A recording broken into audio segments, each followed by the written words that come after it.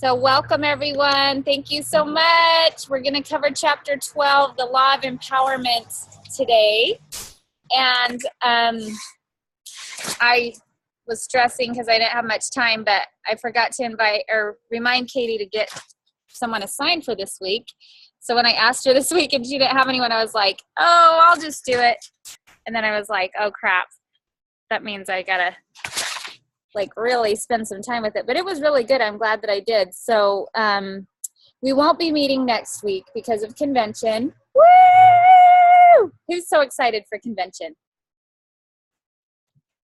But the week after, Brianna will do chapter 13. So let's go ahead and dive right in. The law of empowerment. So I love this quote that this starts out with. Oh, look at Venna with her little baby on the picture. How cute. The only way to make yourself indispensable is to make yourself dispensable. That didn't make sense to me at first. By becoming a secure leader who can give power away, you will make your organization more powerful. But if you disregard the law of empowerment, your potential will be limited.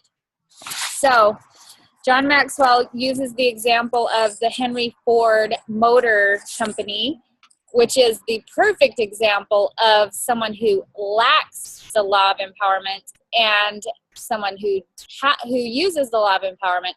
So he starts with Henry Ford himself, the original, who was brilliant and who completely changed the face of the 20th century American life by his Model T invention.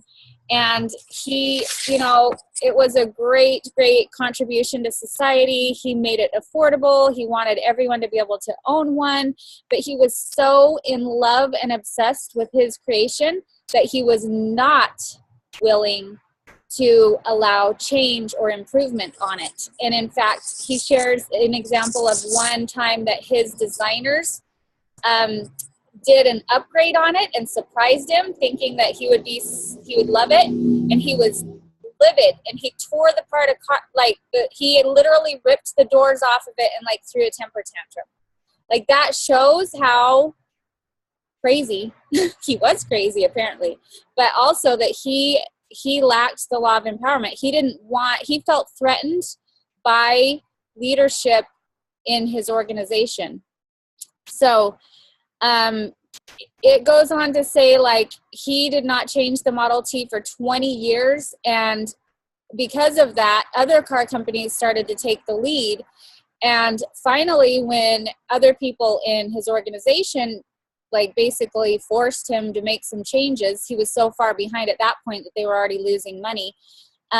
His son, whose name was Edsel, he believed in the law of empowerment, it sounds like. It doesn't say a lot about him, but he did carry the company despite his father's faults. His father created a lot of problems for the company, but Edsel, worked hard to keep it afloat, but then he died early. So Henry Ford's nephew, Henry Ford II, became the predecessor and the owner of the Ford Motor Company. And unfortunately, he was just like his uncle, and he didn't have good he didn't naturally understand the law of empowerment either. It started out really well because at that point, they were losing $1 million a day. Can you believe back then how much money that was? They were losing $1 million a day because of the mess that his uncle had made. And so he immediately, I think out of desperation, and luckily it says some people from the GM company, it sounds like, approached him to try to help. And that turned out to be a huge blessing because these leaders came in and they were natural leaders that understood the law of empowerment. And they started building this organization of really strong leaders. And the company started to recover and thrive and do really well, so well that they were almost becoming a leader in the car industry again. But then Henry got all nervous about his job security, because the only thing that kept him in his position, he didn't earn his position by influence or leadership. He was only there because it was his family business, basically. So he felt threatened by all this strong leadership that had moved in and that was starting to thrive and prosper. Like, he was like, crap, they're gonna like take me down or something, you know what I mean? Which is ridiculous, but that's what he thought. So he turned into a big jerk and started turning all these leaders against each other and putting people down publicly in front of each other. And like, his theory was kind of always keep them second guessing, and apparently it created a lot of insecurity in the company. And leaders, it sounds like some of them began to step away, and then others, they just weren't able to live up to their potential because they never knew what to expect. And this guy sounds like a total crazy lunatic that really hurt the company eventually. So, in fact, it says, this was one of Ford's mottos that he said: if a guy works for you, don't let him get too comfortable. Don't let him get cozy or set in his ways. Always do the opposite of what he expects. Keep your people anxious and off balance. What kind of leadership is that, right? Crazy. Anyways, so the opposite of that was President Theodore Roosevelt, who was once quoted saying, the best executive is the one who has sense enough to pick good men to do what he wants done, and the self-restraint enough to keep from meddling with them while they do it. So basically, you find people that are better than yourself and let them thrive. Encourage them, do whatever you can, but don't stand in their way and don't get threatened by it. So I love that. So first question is, why did the Ford company lose its market share? I think that's kind of an obvious one, so let's skip that one. Basically, Henry Ford and his nephew did not live the law of empowerment, and they felt threatened by strong leaders. So how did Henry Ford and Henry Ford II violate the law of empowerment? And how did this affect their company? What did you guys think of that? They actually took their power away. They were in full control of pretty much everything and second guessing. Everyone had to like go through them. And if they didn't like the idea, they stifled it, even though if it might've been a good idea. And it affected the company huge because they didn't grow. Like, they were stuck in their ways. And as we've been learning, like over the past, few weeks, you're only as good as your highest leader, and they weren't very high. So they got to a point where they could grow, and they couldn't grow any farther because they didn't have the leadership skills. They stifled all the potential leaders in their group, so they couldn't grow any farther. So yeah. So theirs is an example of they cut down leadership because they felt they were worried about their job security. That's basically why Henry Ford and Henry Ford, his nephew, did not live by the law of empowerment, because they felt threatened that their job was, well, maybe Henry Ford, the original, it sounds more like he wasn't willing to change. That's probably what his was, because it does talk about like, he sounded like I just said he sounds like he was a big control freak. Yeah, control freak. Like, had control. Even to the point that it said that he like hired people to like meddle in his employees' personal lives. Like, he was crazy. But yeah, he was afraid of change, and it just really affected his company. So can you guys think of an example of a leader in your profession or area of service that has violated the law of empowerment, and how that affected his or her organization?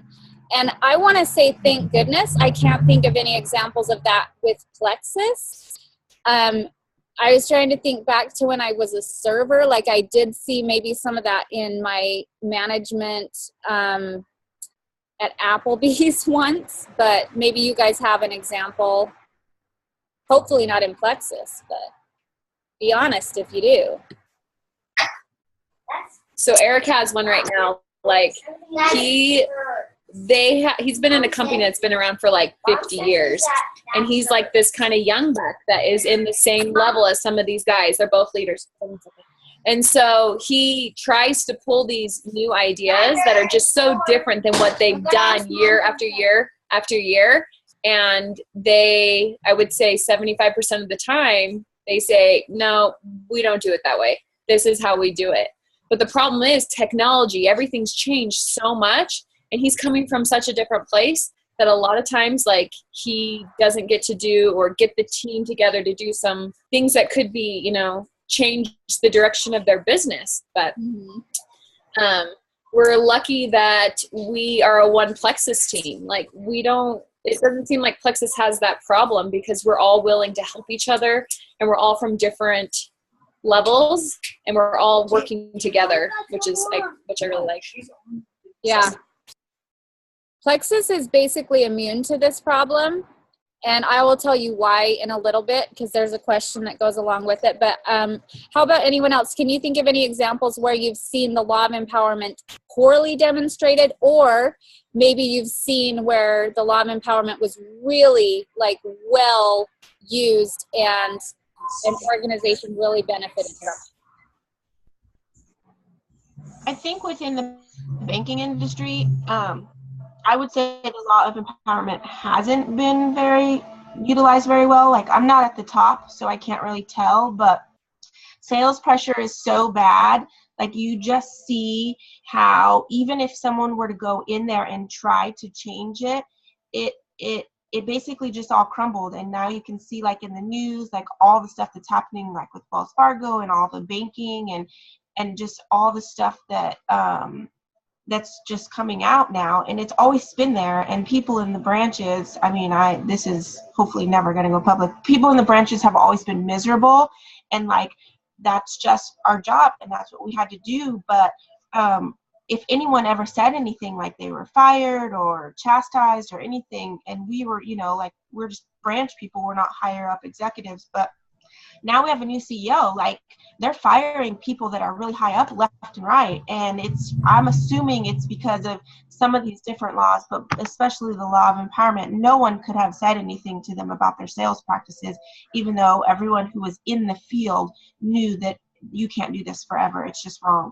So I think that was a huge eye opener for like those huge corporations and things like that with the law of empowerment. Good. Well, hopefully you see some improvement there once they get rid of some of those issues. Can you guys hear me okay? I just realized like how loud the street is behind me. I'm used to it. I don't even notice it anymore because I'm out here all the time. Okay, so let's talk about, I highlighted a few things that I really liked, and we're running out of time pretty quickly, and there's still a bunch of good stuff that I want to get to. So I'm just going to kind of skim over this. To lead others well, we must help them reach their potential. That means being on their side, encouraging them, giving them power, and helping them succeed. That's not traditionally what we're taught about leadership.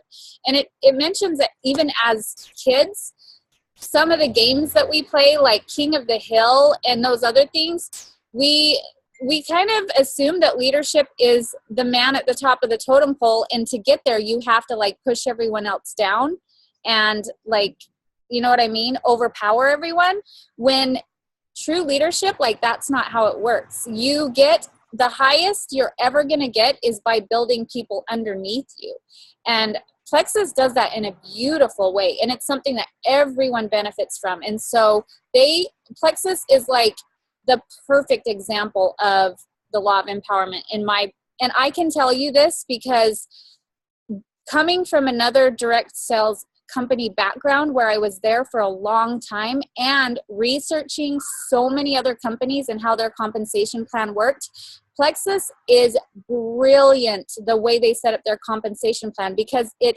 embraces the law of empowerment. Where other companies, there's always like competition and, oh, you're not on my team, so I can't really help you because I'm competing against you and stuff like that. And Plexus has found a way to become immune from that. And I'll tell you how in just a minute. So leading well is not about enriching yourself. It's about empowering others. Empowerment leadership model shifts away from position power to people power, within which all people are given leadership roles so they can contribute to their fullest capacity. So I was thinking about the Strengths Finder 2.0 test that many of you have taken with me. And for those of you that haven't, I hope you get the opportunity to do that soon, because that is so amazing to be able to really like learn about yourself on such a deep level where you really understand your own natural strengths. And then as a leader for an organization, when you can hear those strengths that those leaders have, that, I mean, it's not like easy to figure it out a lot of times with everyone. So that helps you understand how to delegate things and how to become a stronger organization by helping people utilize their own natural strengths. So I mentioned that there are he names 3 different reasons that people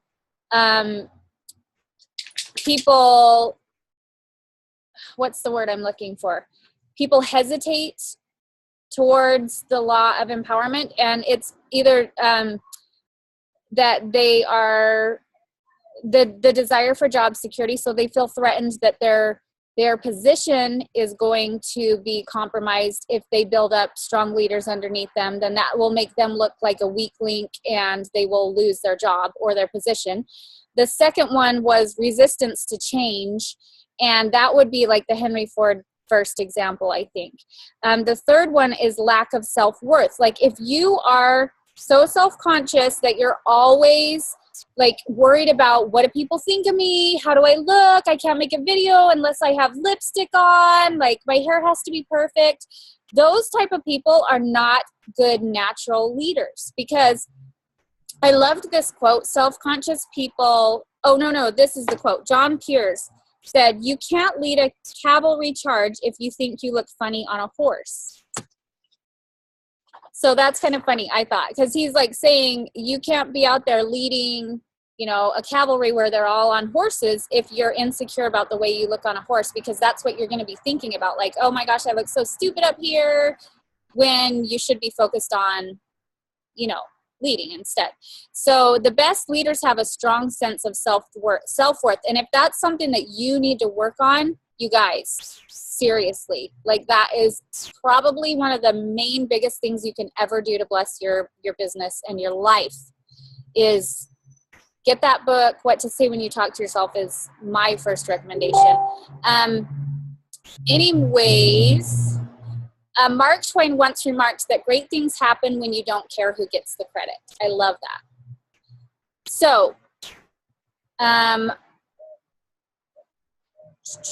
okay, which reason on why leaders don't share their authority is most prevalent in your profession or area of service? Give examples. And I said it with Plexus, I mean, obviously people are going to have their own insecurities and things, but with Plexus as a company, it doesn't exist. And here's why. Because the way Plexus designed their compensation plan with the basically the more successful everyone is as a whole, the more money we all make. And that was brilliant how they did that with the pay points. Brilliant. So brilliant that we have the top leaders in the companies training other people's teams, because they understand that it is valuable for them to help everyone do their best, because it helps Plexus's bottom dollar. You know what I mean? So it's so smart how they did that. And also the fact that if someone promotes underneath you, you don't lose them. You guys, that's not very common. That is not common. In Leah Sophia, where I came from, 8.5 years, let me tell you what, there was always, as you developed leaders in your organization, there was always this sense of, oh my gosh, I got to stay on top of them or I'm going to lose them. Because as soon as they promote above you, you lose that whole entire organization. Can you imagine if that happened with Plexus? Like, how horrible is that? How horrible is that? Plexus is like, no, you went and found these people, you developed them, they're yours forever, So I love that. I love their compensation plan. It basically makes us immune to this issue. But as people, we can naturally have issues with it. So that's something we need to think about. I feel like I'm talking way too much and not asking enough questions, so I apologize. How has a leader's resistance to the law of empowerment affected you and your teams in the past? So let's have you guys give your input there.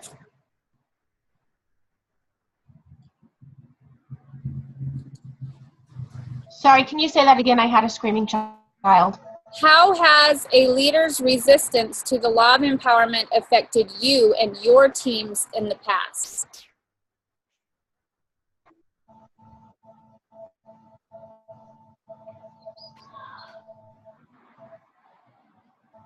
All right. I don't know that I don't think I have an answer to that, but while you were talking, I had a thought.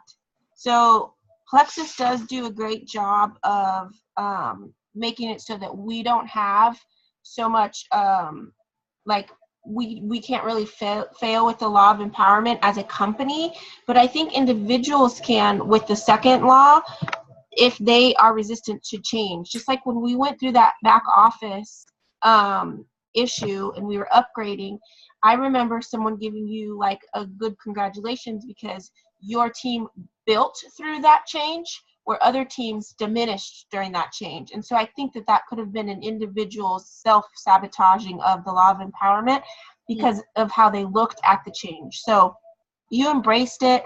We knew that it was rough. You helped us every day. You were getting on those calls and you just were positive throughout the whole thing, where other people obviously weren't because their teams were not holding on and were jumping ship and leaving and just falling apart. So I think that although Plexus does a very good job as a company, I still feel like individuals can sabotage themselves with this law if they're not careful. Oh, I believe that 100%. And I will tell you, I was thinking about this because I feel like that question, I answered it for myself. Like, how has a leader's resistance to the law of empowerment affected you and your teams? So here's what I was thinking, because last year, I feel like my whole year last year, we just kind of plateaued, and then we slowly started losing water out of the bathtub, like the leaky bathtub that I talked about. And I think it took me a long time to realize that what we were doing wasn't working. And for so long, I think I allowed the excuse that, oh, it's the back office, like it's created all these problems, it's going to take us a while to recover. But it took me a while to really take a look at these other teams are still growing through this, and there's something that we're missing the mark on.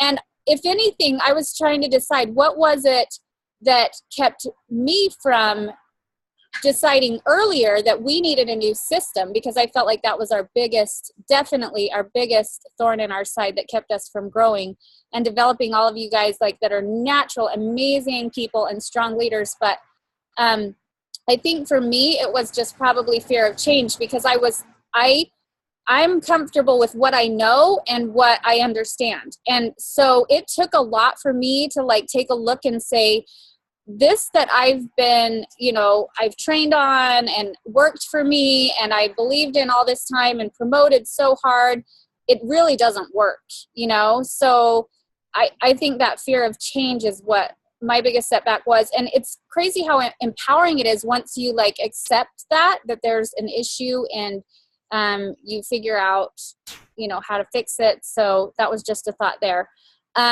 Do you agree that the only way to become indispensable is to become dispensable? And what does that mean to you? So let's have someone's thoughts here.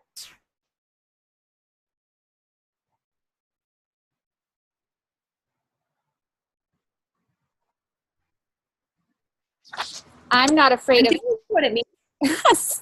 Sorry. Oh, sorry. I was just going to say, I'm not afraid of silence. I'll make you guys sit in and be uncomfortable till someone speaks up.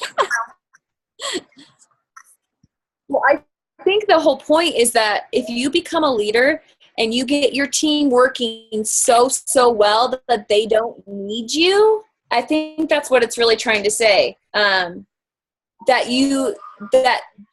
what makes you indispensable. Like, that's what they can get rid of you. They don't need you anymore because you have trained them so well. But the nice thing about Plexus is we could be that, but we constantly have people coming to our team. So we won't ever get to that point where we'll be indispensable because we have new people all the time. So we have that opportunity to work towards being indispensable,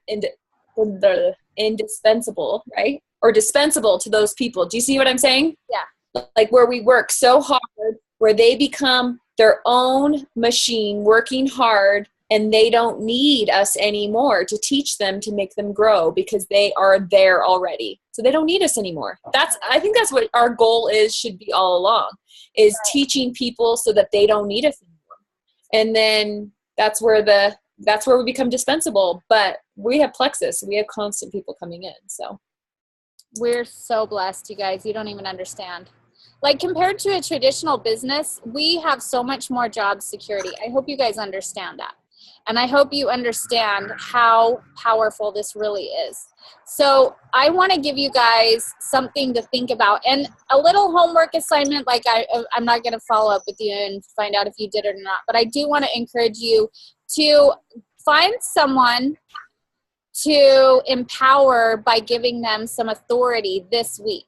Okay, whether it's in your own family, whether you give a child an assignment that you feel like is kind of a stretch for them, but in the long run, it's going to help them grow or learn something or develop some leadership abilities, or whether it's in your organization and you can delegate an assignment to a brand new ambassador to show them that you have confidence in them and that you believe that they can do it.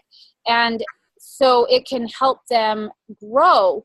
Like I feel like that is one of the best things we can do as leaders is delegate. And I am not the best at it, unfortunately. And it's mostly just because of I lack organization. So by the time I think of doing it, it's like, oh, but it's such short notice. I feel bad asking them. So, but I want to that's something that I'm going to be thinking about this week is how can I empower others by giving them an assignment or some type of authority that's going to help them grow and become a better person, a better leader. So, I mean, of course, there's those concerns of they probably won't do as good of a job as you if it's something that you've typically done yourself. Or I know, kind of we tend to be kind of mother hen sometimes to our team and be like, well, I know that if I do it, it's going to get done right type of a thing. But that is not, you can't be that way and live the law of empowerment. We have to be willing to let people make some mistakes as they take those chances and learn to grow themselves. So just that's what I want to close it up with. And so encourage you guys to do that. And we're out of time. So do you guys have any last thoughts or questions? Yeah. Trip has something to say. Hey, Trip. Where did Rory go? I was admiring how cute she is. Oh, hi, Rory. So dang cute. Okay. I have my phone on, sorry. That's okay. That could be your So hopefully you guys really understand this law and how powerful it is and how much we are blessed to be in a place where the law of empowerment is something like we don't have to be afraid of job security with the law of empowerment. We don't have to, I guess naturally sometimes we're insecure and naturally sometimes we're afraid of change, but those are things that we can overcome. So anyways, everyone, thanks for joining in. Please tomorrow night join in. I'm excited to be launching that and sharing it. And I feel like we've got some of the pieces nailed down, but there's still so many that are like, people are so unsure. I'm getting so many questions and I'm like, oh my gosh, it's all, well, kind of in the leadership group, but it's in so many different pieces all over the place that I know it's confusing. So trying to get it in one simple outline and to everyone so the whole organization knows about it, even the people that are not even silver yet. So that's the goal. So join us and encourage your teams to be on there, and let's do this. Bye, guys. Love ya. Have a good night. Bye. Bye, Rory. Bye. See you guys. She's so cute.